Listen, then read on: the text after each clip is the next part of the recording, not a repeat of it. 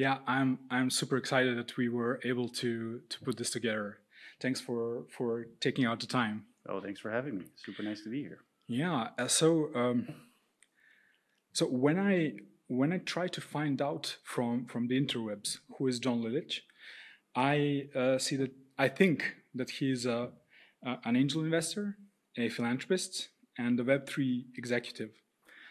But now I can ask you, and you can tell me who John is, and how you sort of got to where you are today.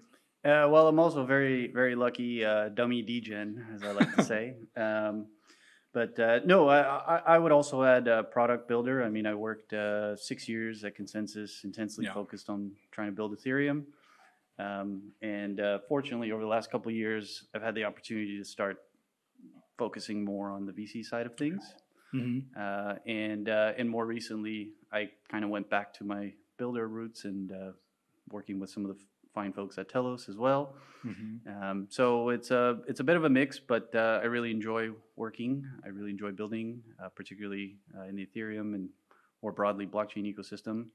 And yeah, mostly I've just been very lucky to work with wonderful people and kind of like ride the wave at the right time, I guess. Yeah, I mean, I can you hear the humbleness, and in one of your interviews, I heard something that resonated with me a bit. I think you said something along the lines of, I've been lucky to stumble onto Bitcoin, which I kind of liked, because you probably didn't just stumble, but there's a lot of folks who, sort of construct a story later on how they were super visionary, but I guess you had to have a lot of interest, but also just a little bit of, I guess, say it's luck, but some sort of synchronicity. But you can throughout your career, one can see a passion for Ethereum, or at least when I read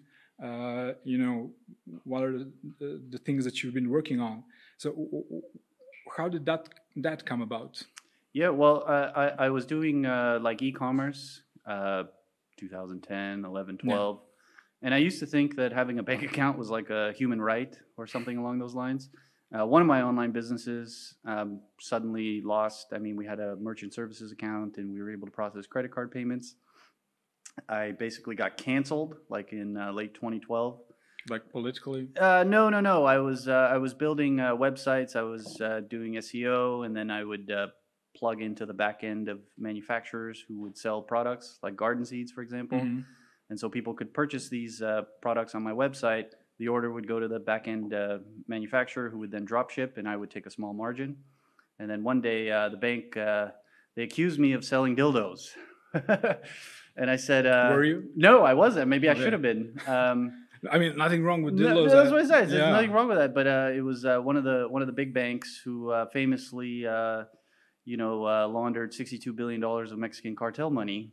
And I said, wait a minute. What do you mean this is hurting your reputation? Yeah. I'm guessing when you work for the cartels, you have to really keep up the appearances of, being approved. It was unbelievable. They fixed the LIBOR rate. I mean, it was unbelievable, some of the things that were going on. And I was just a very small merchant. My money was frozen for 9 months.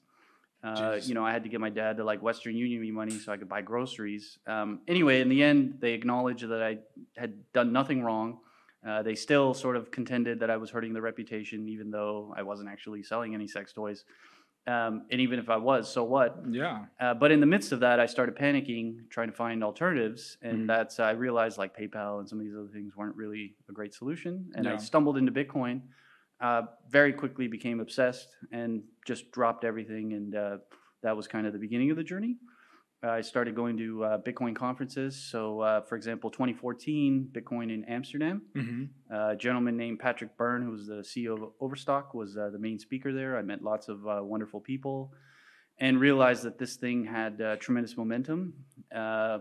Shortly after that, I went to New York City and I started volunteering at a place called the Bitcoin Center. Oh, man, I saw that place in that one documentary. That's right, Banking on Bitcoin. That's right. Yeah. There's Vitalik, who's at the time still like just an author, at the Bitcoin magazine. He's right. Like 12 years old. That's right. Yeah. It was a big CNN piece that really brought that place to the mainstream by a guy named Morgan Spurlock, who recently passed away. Actually, he was the guy that ate McDonald's for every day for like a month, and he did a big piece. And suddenly, the Bitcoin Center and Bitcoin entered into the mainstream. I was very fortunate. I got to meet lots of interesting people: Brian Armstrong, Jesse Powell from Kraken, nice. and others. I met a guy named Joe Lubin, who later I worked for 6 years. That's where I discovered Ethereum, just going to BitDev meetups in New York City. And then I was very fortunate. I started working at Consensus shortly after. I think I was one of the first employees. No, those must have been the times. Well, it was a very interesting time. Lots of youthful optimism. Obviously, Ethereum was very exciting at the time. Consensus was sort of, let's say, one of the core. I mean, basically, Joe was financing Ethereum development. I mean, I give him a lot of credit. He put his money where his mouth is. Financing Consensus. Consensus started building lots of core infrastructure, developer tools. We built things like MetaMask. Later, things like Infura, etc. And then I helped basically kickstart our global enterprise business. So we signed a partnership agreement, a global partnership agreement with Microsoft in the fall of 2015. Later, we built something called the Enterprise. We helped build something called the Enterprise Ethereum Alliance. And so I spent a number of years basically all over the world trying to promote Ethereum with many of these large institutions. I guess we were successful to some extent. Lots and lots of really interesting meetings back in those days, thinking about how smart contracts can potentially reorganize many of these big institutions. And then of course, really later became even more focused on the product development side of it. I spent some time focused on something called Uport and self-sovereign identity, thinking about ways in which Ethereum can help enable the sovereign individual to have not only custody of their assets, but custody over their identity. Later, at the end of 2020, I left. I mean, my time, like all good things, they come to an end. In the meantime, though, right around 2016, 17, I started coming to Belgrade because there was a researcher, a guy, an obscure guy on Twitter named Mihailo Bijelic, who was saying some really remarkable things about how to scale Ethereum, thinking about basically multiple scaling solutions in one network, or one, basically what became L2. The original Polygon concept was called Neth, the proto Polygon. So I would come here all the time, work with Mihailo. Very, very, very hardworking guy, very diligent. Oh man, excuse me for interrupting you. Did I tell you that Mihailo went through my startup accelerator here in this space? Oh, wonderful. Yeah. Okay. I mean, that was a startup before Polygon, right? And I'm happy that we were not that bad that we sort of diverted him from entrepreneurship. So yeah, that was pretty awesome to see him go on to great success, afterwards. Well, but the thing is, many years of grinding, like 2016, 17, 18, 19. I mean, he was just very persistent. And then he sort of decided that it would be difficult for him to take the project forward on his own. So he found these Matic guys, and together they formed a partnership. I was very fortunate to be maybe one of their early investors, one of their early advisors. We had a pretty crazy couple of years, and then I moved on and started focusing on basically my investing, my angel activities. Yeah, that's one of the most interesting things for us and for our audience, because we sort of cater to startup founders, and being an investor. I mean, I remember back in the day. So I was in a startup that was funded by Seedcamp, which is like a European Y Combinator, and our investor was telling us, okay, so we have our investors as well. We have a valuation. Until then, it didn't really click with me that being an investor is also sort of like being a founder, and not in insignificant ways. So can you sort of walk us through your investment thesis, if there are any, for an angel sort of stage, and how do you approach working with founders? I mean, that was a really cool story of how long actually you were working with Mihailo. Yeah. Usually angels just cut a check and get out of the building. No, I mean, some people do, but the thing is, it's gotten very competitive. You have to do more. You have to. So I would say, first of all, you have to be very stupid and very lucky. Okay, and the reason I say that is because it's very hard, very, very hard at super early stages to have strong assumptions about how innovation will go. For example, my good buddy Martin Koppelman, he developed Gnosis. Gnosis was originally a prediction market, and for many years they tried to build Gnosis as a prediction market. Later pivoted, and then of course helped develop Safe, and now the Gnosis chain. And so the innovation path was sort of hard to predict, even though the early assumptions were quite strong that it would be this like prediction market and it would kind of like revolutionize things. So I think you have to be very flexible. That's one thing. You have to work very, very hard. I think in my case, probably the only reason I get into deals and have opportunities is also because I work very closely as an advisor, which is really to say on the product development side. And so you really have to kind of like delve into this stuff. You have to understand the technology quite well. You have to be able to understand the latest sort of state of the art, because things in Ethereum change so rapidly. I mean, it's unbelievable. And then you have to be very patient.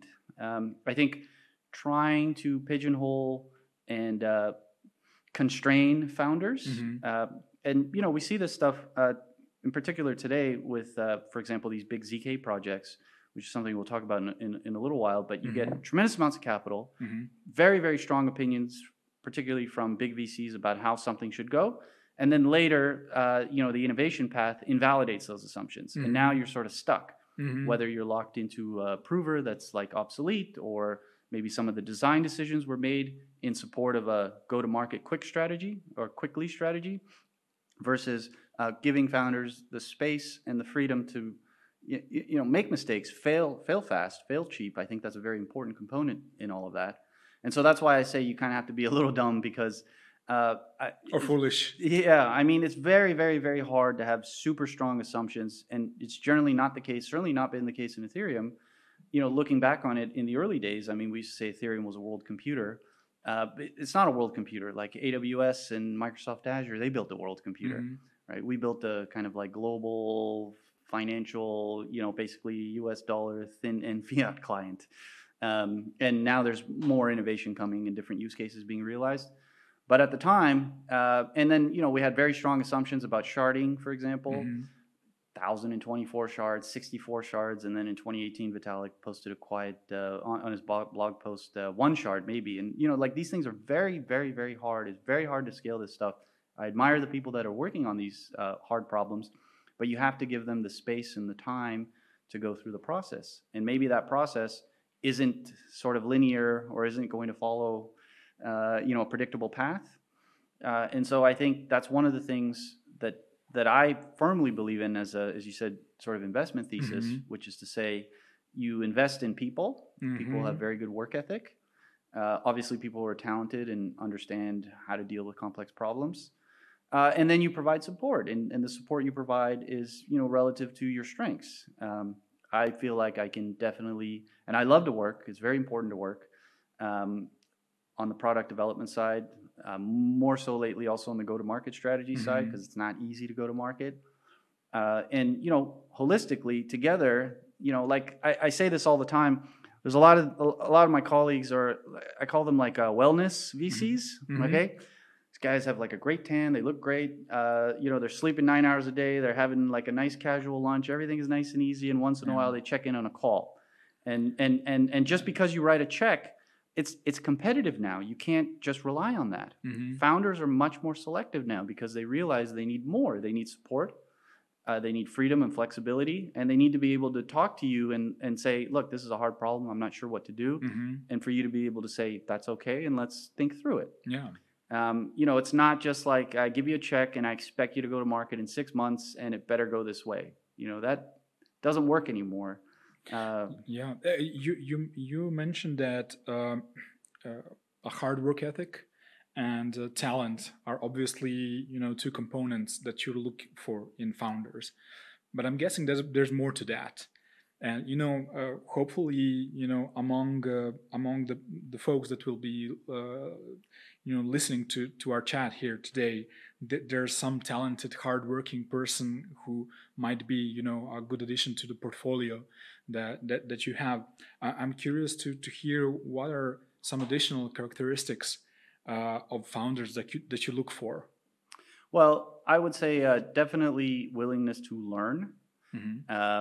Constantly sort of upgrading your knowledge base, particularly, and not just even in Ethereum, but even in Bitcoin and many other blockchain networks now. There's so much change and so much new state of the art. It's very, very important to constantly kind of version over time, your knowledge base, and a willingness to do that is critical. I would also say just thinking about the ways in which people work together is really important. What do you mean?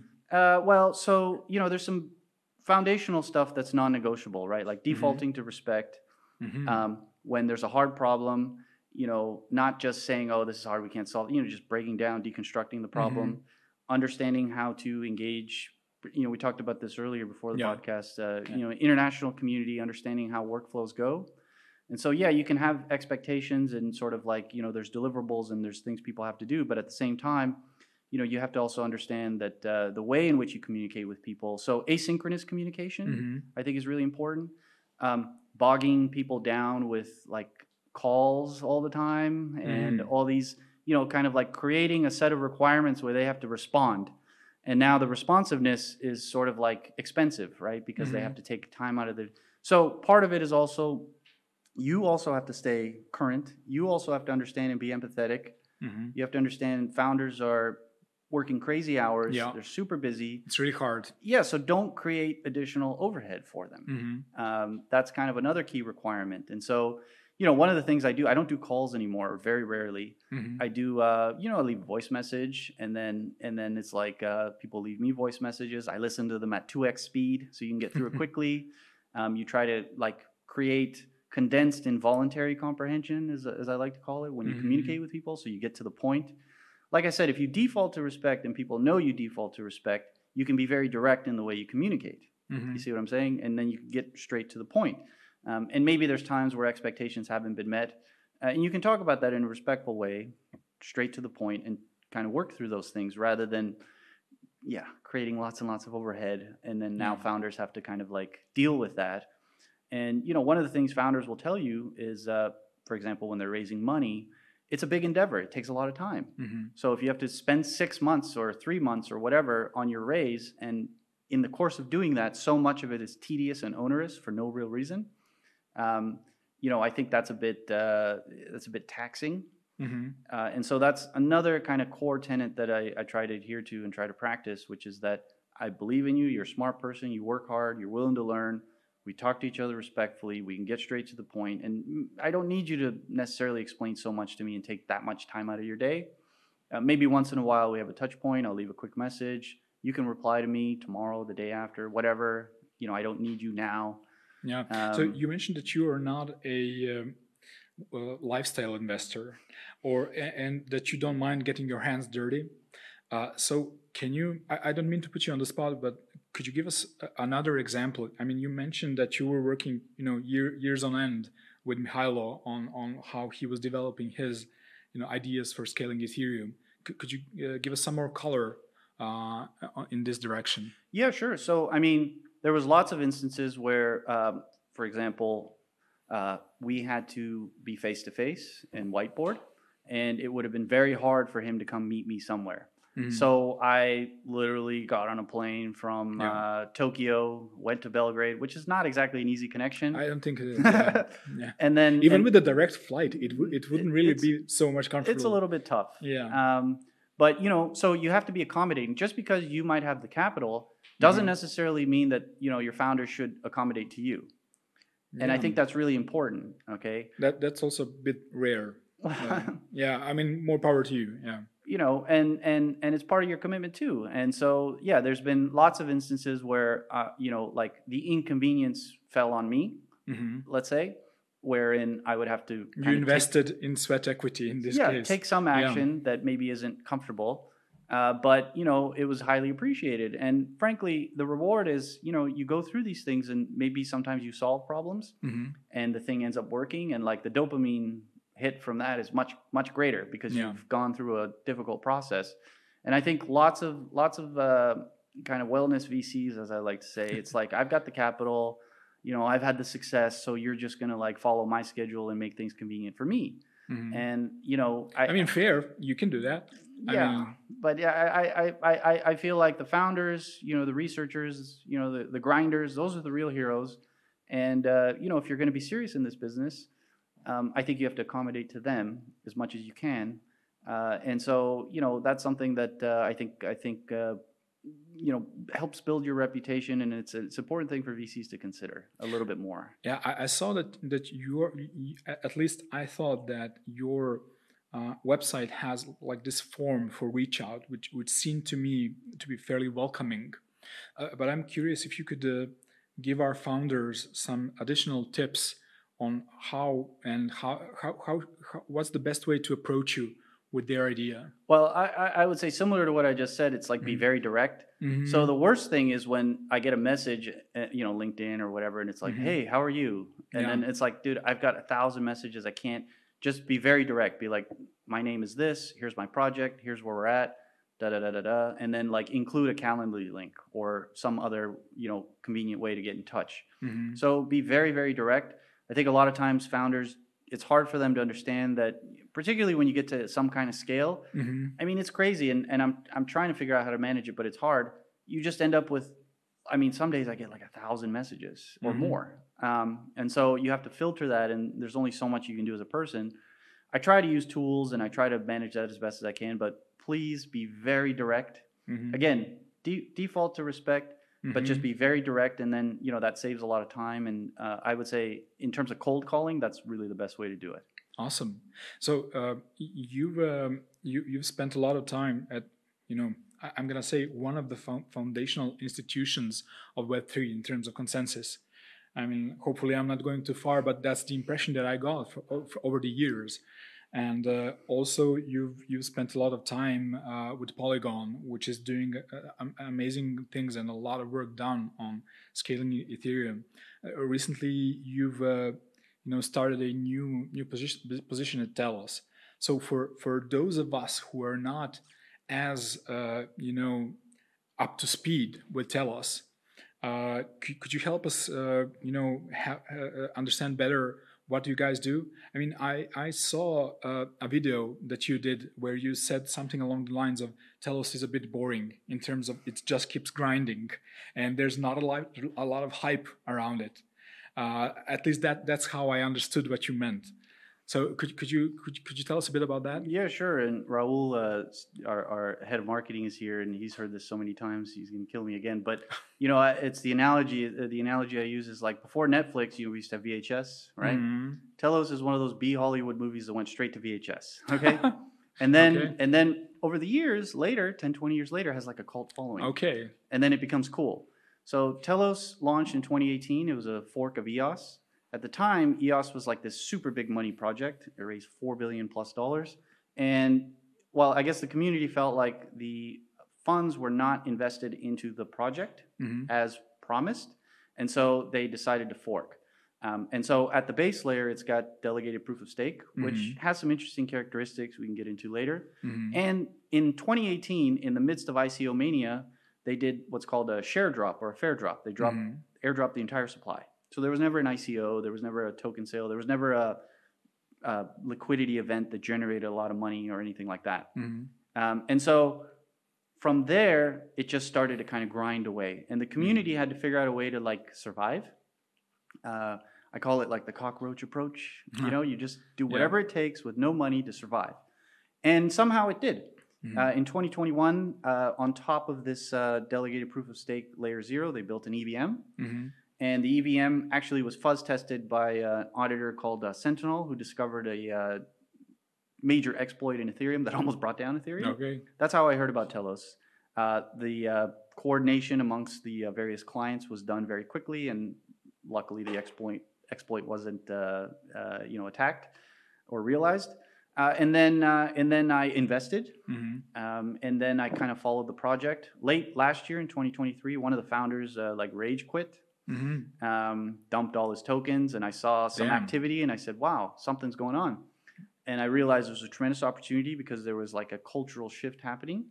And you know, over the years, I've been thinking about ZK very intensely, and so I thought maybe this is an opportunity to start implementing some of my thoughts on ZK. So before we go into that, if we could take one small step backwards for the normies among the audience, including myself, could you explain in like simple terms what does Telos does? What's the mission? Yeah, so it's a blockchain that it's actually, I would say, reorganizing itself into sort of like a venture production studio with a blockchain layer. And it innovates products in support of the network and the Telos community. And so at the base layer, we have the layer 0 delegated proof of stake. We have the EVM. Now we're launching a ZK EVM on Ethereum. And the Telos token cuts through and is useful in all of these networks. So it's one of the rare tokens that can go into multiple different networks and multiple different systems across this one ecosystem. And we develop products as well in support of all of that. So SnarkTor is our most recent product, and it's a recursive proof aggregator. So it's a decentralized recursive proof protocol. And together, somehow, we're trying to build this vibrant ecosystem that gives our users a variety of interesting choice for how they want to use the various products and services that are available in the Telos community. Likewise, the whole thing is very organic. It's like totally community owned. The Telos Foundation is a nonprofit organization. There's no like big central company or anything like that which has poured in a bunch of money or has controlling financial interests or anything like that. The token is totally distributed. There's no big unlocks. There's no big VC holdings or anything like that. And so what we're trying to do is basically create, at this stage, in this moment, a type of experiment, a lab, if you will. Specifically, going back to the ZK side of things, zero knowledge. Zero knowledge right now is, I think, the most important development track that's happening in all of crypto. And this I saw that there was a trademark attempt. That's right. But I just wanted to say that I might ask you a bit more normie questions around ZK. No problem. So for a person that is sort of only following Web3 from a side, and for a non-technical person, you know, ZK sounds, you know, it's sort of catchy on the one hand, and on the other hand, you know, once you sort of scratch the surface, it sounds hard. I mean, we had a conversation with another guest who is building in the ZK space, and he said, "Well, math is hard." So yeah, so can you walk us through what ZK? Sure. Well, ZK zero knowledge is very hard. It's very very hard, and so sounds cool. Zero, yeah. Well, it refers to basically you can sort of prove that you know something without revealing what it is that you know. And the reason that's very important is because I think the ultimate end game and the real utility of the blockchain will be self-sovereign identity. And so self-sovereign identity refers to establishing your identity on-chain. So there's a public address, a public key. Without doxing yourself fully. Well, that's why you need ZK. Yeah. So let me take a step back. Alberto Garofalo, head of ZK at Telos, a very good friend of mine, he uses a simple example which I think illustrates the point. So you come to Belgrade for the weekend and you rent a car, okay, for like 3 days, and it costs you 100 euros. You would never use a blockchain system to rent that car, if it meant your license would be on-chain forever for everyone to see. Okay. With ZK, you can actually establish your identity on-chain. So now you have a canonical identity. Okay, this is on your public address that everyone can see. And you have persona constructs that describe you in different contexts. For example, maybe you're a gamer, so you have your gamer persona, which has your username, which games you like to play, how many points you have. Or maybe you have your, let's say, government ID KYC persona, which relates to things that a bank might need to know, or a car rental agency, or a real business, such as that you're 18, that you're a citizen of this country, or that you have a valid driver's license, etc. With ZK, you can realize self-sovereign identity, going back to that car rental use case. If instead you went to the car rental agency and rather than putting your license on chain, you generated a proof that you are 18 and have a valid driver's license. And what went on chain is not your driver's license, but rather just a proof that some claims you have made about your identity are valid, which relate to the requirements that the car rental agency would need to know about you before they can rent the car. Okay? So you can establish your identity on chain, you can selectively disclose information, you can granularly authenticate without ever revealing. So in other words, data protection, you can protect your data. This is critically important for a number of reasons. I grew up in America, so the American context is, Equifax. 100+ million American, all these things get hacked all the time. Yep. Okay, so the vast majority of use cases in the world today, which the blockchain, in my opinion, cannot service, require this level of data protection. And so ZK allows you to have custody over your identity, i.e. you have the private key, which corresponds to the public key on the chain, wherein all your identity attributes and attestations against those attributes by others reside. This is really important because attestations against attributes forms the notion of reputation. And so with your private key, you can log into places and selectively disclose and avail of products and services without ever having to reveal sensitive information. Therefore, you don't jeopardize by potentially having, for example, in the Philippines, the Commission on Elections was hacked. 62 million Filipino voter records are now available on the dark web. You can buy someone's identity. Many countries. A bunch of that stuff has happened in Serbia and Europe. Some more known, some less known, but it's a liability. Correct. Yeah. So let's invert the model. Rather than putting this tremendous liability on these businesses and services, government or private sector, to not get hacked, why don't you have full control of your identity, and instead you share proofs that attributes about your identity are valid, and in this way you can kind of like interact with the internet in a completely different way. Okay, that's more secure. And so this also applies to machines, right? So when you think about intelligent agents, I kind of talk about this in the cliche AI blockchain context. I think intelligent agents will be transacting on chain, both in, so running our global political, social, and economic operating system for the planet. Let's say in the financial use case example, you can imagine intelligent agents arbitraging and doing very well in the market because they're intelligent. Those agents will necessarily demand fully provable systems, which means that when they interact with other agents, they will need to know that claims are not being misrepresented. They will need to know that every single computational step in storage operation is fully provable, meaning that, let's say in the case of Occupy Wall Street, you had Bear Stearns and others making claims about their capacity to pay. Other institutions assumed risk based on those claims, believing them to be true. When it came time to pay, the truth was revealed they didn't have the capacity to pay. And neither did many others. And that caused a chain reaction, which almost brought down the global financial system. So one good thing we could say was perhaps the final push or motivation for the Bitcoin white paper. Correct. Yeah. Bitcoin emerged from that. Yeah. But that's what I'm saying. With ZK, it is impossible, or let's say it's very, very, very hard to misrepresent some claim. Yeah. Because any claim that you make will be provable, or will necessarily, these intelligent systems will necessarily demand that they be provable. So the reason I got into Telos and the reason we're so big on ZK is because I believe building the infrastructure, this fully provable ZK-based infrastructure, will be the destination. I say nothing much is happening, and then suddenly all at once, all of this stuff will go onto these systems. So as we mentioned already, ZK is a fraudy space, or at least it seems so. I mean, we had one attempt to, trademark the entire, concept. What makes your approach special?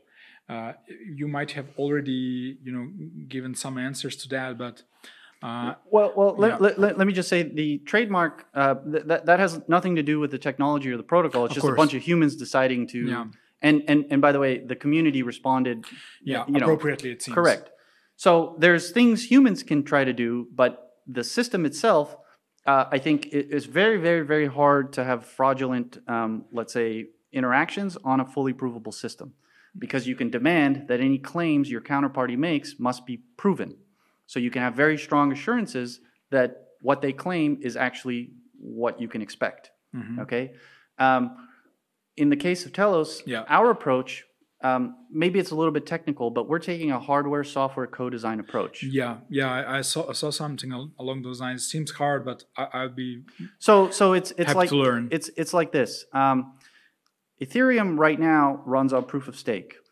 Everything is sort of rehypothecated, meaning that you just have basically layers and layers of, well, staking, restaking, and then borrowing against that. And so, and then you have all these networks that basically provide subsidies that attract users, but actually it's parasitic behavior. It's like a bunch of locusts coming through, like airdrop farming. I mean, not that there's anything wrong with it. It's just, it's not real user growth. And then once the subsidies are gone, then they move on to the next thing and so on. Okay. Locusts, nice. In the meantime, Ethereum itself is actually a poor ZK execution environment for a lot of technical reasons. At the same time, you have monsters that are coming, things like Alio, things like Monad, other competing networks, which from the start have taken ZK as their core principle and built basically blockchain systems around that. Ethereum came much earlier before the maturity of ZK, and so it's not really well designed for this kind of stuff. And what do I mean by that? I mean, generating proofs and posting proofs online is very, very expensive. It's very cumbersome. It's slow. And so I believe that ASICs will return to Ethereum. Okay, I believe hardware will play a major role in making ZK usable and functional, insofar as the cost and speed with which you can use these systems will be significantly lower in terms of cost and significantly faster in terms of basically usability. And so thinking about how to build a robust ZK, for example, in our case, ZK L2, necessarily requires from the start taking into consideration hardware and software. And so there are already ASIC manufacturers. I was just in Shenzhen, China. There's a group called Axial. They just taped an ASIC. It's a ZK proving ASIC. They're actually going in mass production next month. I don't think you can put the entire ZK, like in other words, the entire system on chip. I think there's some functionalities you can accelerate right now, but the entire system on chip is still some ways away. So there's going to be an FPGA interim step. But we're going to get to ASICs. We're going to get to ZK proving ASICs. Some might say snark proving ASICs. I mean, there's different technical debates about that. But in any case, proving will be done by specialized hardware. That will tremendously, when done in conjunction with software that factors in this hardware element, produce results that are very, very fast, very low cost, such that the user uses the system without really even noticing that all of this complex computation is happening in the background, whereas today they might sort of have to wait a long time, pay a lot of money, et cetera, et cetera. And so that's kind of like, let's say, our base case thesis, hardware, software, co-design. So then the next part is, what other products, services, tools can you build to further accelerate? So there's the car rental example where you sort of generate a proof. Well, one proof on-chain is going to be expensive and take time. However, if you aggregate many proofs off-chain, and then you post one chain on proof, a recursive proof, which has an underlying set of proofs, many underlying set of proofs, then you can share the cost. And so that's one way to kind of like, or distribute the cost. That's kind of one way for any individual user to be able to use the system, post a proof on-chain, and not incur a tremendous cost. I'm talking about, like, you know, potentially hundreds of dollars going down to fractions of a penny. Likewise, the actual proving then gets done by this specialized hardware. So it happens very, very fast because that's all the hardware does. And so suddenly you're able to aggregate proofs, you're able to offload the proving to specialized hardware, and now you have performance characteristics that start to look like, you know, something that users expect. And so when you pair that with lots of innovation that's happening on the mobile side of things, we believe that user-generated proofs is going to be a big part of this, i.e., on your mobile device, you generate a proof very quickly, something similar to, you know, using Apple Face ID to unlock your phone. And that proof maybe validates some claims that you've made about your identity, such as proving that you have a valid license, in the case of the car rental example. So now you can go into the car rental agency, you can generate a proof on your device, the proving is done in this kind of way that I just described, And now everything happens in a fraction of a second at a very low cost. And so you're able to rent the car without disclosing your driver's license and posting that on chain. And having any liability. So the vision is literally awesome. The problem is very, very hard. Yes. What's the horizon for having this in production? I know I'm asking an impossible question, but I'm just curious. It's a great question. So that's why I think Telos is an important, it's this like small network that doesn't have big stakeholders, doesn't have any big overhead, and can fail fast and fail very cheap. Mm-hmm. It's a lab to experiment. We can monitor the current state of everything, and in one moment, kind of like put the pieces of the puzzle together. I liken it to, I've said this before, I mean, it's a little controversial, but I think everybody so far has raced to build the Alta Vista or Yahoo of ZK. Right before the Elasticsearch and Google moment arrived. And of course, Google won everything. So I think ZK is very similar insofar as the innovation is incredible. There's so many talented, hardworking people that are, the innovation, it's like every day now there's something new. Yeah. And I think in one moment, at some point in the near future, these various components will be mature enough and performant enough that you can kind of put all the pieces of the puzzle together. And now you've got this like system that actually users can use. And in particular, I think AI can use. And so Telos is kind of like doing a lot of research, constantly evaluating everything. We have a great partner in Ponos Technology, one of the best ZK research teams in the world. I think we've got 11 PhDs now on the team. And we have this like flexible approach. We haven't raised $100 million from these wellness VCs that are like forcing us to go to a certain direction. Yeah. We don't have go-to-market pressures. Our token is already out. We've been in the market for many years. We have a small but very like supportive community. And so along the way, we're developing. And so Snarktor, our recursive proof aggregator, is kind of one key component. We're going to actually be demoing that next month at SCC awesome. in Brussels with a hardware acceleration component to it. And by the end of the year or early next year, we're going to be launching our ZK EVM RL2. And so by then, I think we're going to be in a position where we'll have constantly monitored and evaluated the latest state of the art. There's so many great teams. Obviously Polygon and some of the work they're doing with Plonky 3, Risk Zero, some of these wonderful teams. The ZK Summit just happened in Athens. It was an incredible conference. It demonstrated like the pace of innovation in this space. And we think we can put the puzzle together and have a highly performant ZK EVM that's going to be able to compete with the best of them. And we think we can do it at a fraction of the cost. Mm-hmm. And by the way, if we get it wrong, which probably we're going to get a lot of things wrong, we can fail. It's fine. We can fail real fast. We can fail real cheap, learn from that, and keep going. That's very entrepreneurial. So this has been a wild and awesome roller coaster, of a career of an angel investor and an executive. And thank you for all the advice and that you shared. And I would especially encourage all of the entrepreneurs and founders to feel free to pitch at you, by defaulting to respect.